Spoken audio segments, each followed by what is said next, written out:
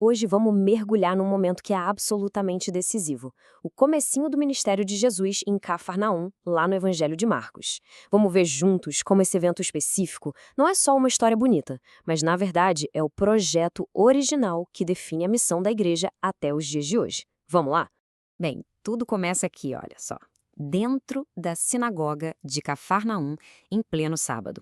Marcos faz questão de dizer que a reação do povo foi imediata, foi de espanto. Mas por quê?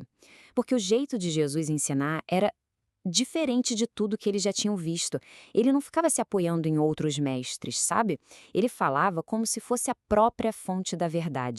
E é isso que nos joga na pergunta central de toda essa reflexão. O que de fato aconteceu naquele dia? Foi só um evento isolado? Sabe, um bom sermão, um milagre impressionante, pronto? Ou será que a gente está diante de algo muito mais profundo? O verdadeiro modelo, o arquétipo de toda a missão que Cristo ia deixar para sua igreja. Para a gente desvendar isso, nosso caminho vai passar por 5 pontos essenciais. Primeiro, vamos entender a natureza única da autoridade de Cristo. Depois, a gente vai ver como essa autoridade se mostra em 2 frentes, no ensino e no poder sobre o mal. Em seguida, vamos analisar como a reação das pessoas se torna o motor da evangelização. E por fim, claro, o que tudo isso significa para nós hoje. Então, nossa primeira parada é na fonte de tudo, a autoridade original de Cristo. A ideia aqui é simples, mas, nossa, é poderosa.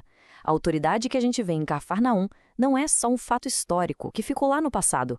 É o princípio vivo que continua animando a igreja desde o começo até agora. E tem um detalhe aqui que muda tudo. A palavra que o Evangelho usa no original grego para autoridade é exousia. E por que isso é tão importante? Porque exousia não é um poder que se aprende ou que alguém te dá. Ela descreve uma autoridade que vem de dentro, uma fonte própria, divina. É o direito de agir por si mesmo. Entender isso é a chave para todo o resto. E agora a gente chega no primeiro pilar dessa autoridade em ação, o ensinamento. A palavra de Cristo não era apenas para inspirar as pessoas, ela era para fundar algo novo. Ela se tornou a rocha, a base sobre a qual toda a doutrina dos apóstolos seria construída. O contraste com os escribas era gritante. A autoridade deles era derivada, ou seja, eles citavam a tradição, interpretavam outros mestres. A de Cristo não, era inerente, direta.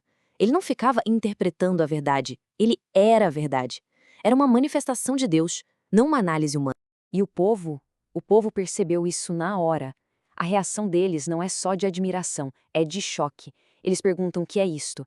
Eles sacaram que não era só um novo jeito de falar, mas uma nova doutrina, algo com uma força, um poder que eles nunca tinham visto antes.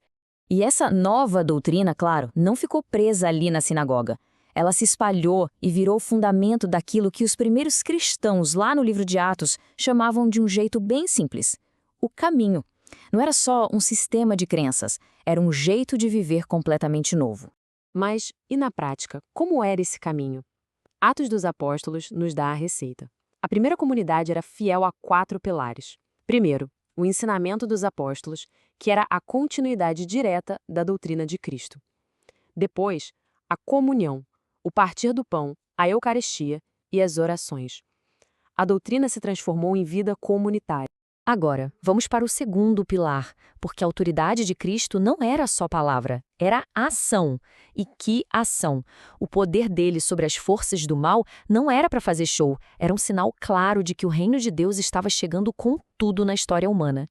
E aqui acontece uma coisa muito curiosa, para dizer o mínimo.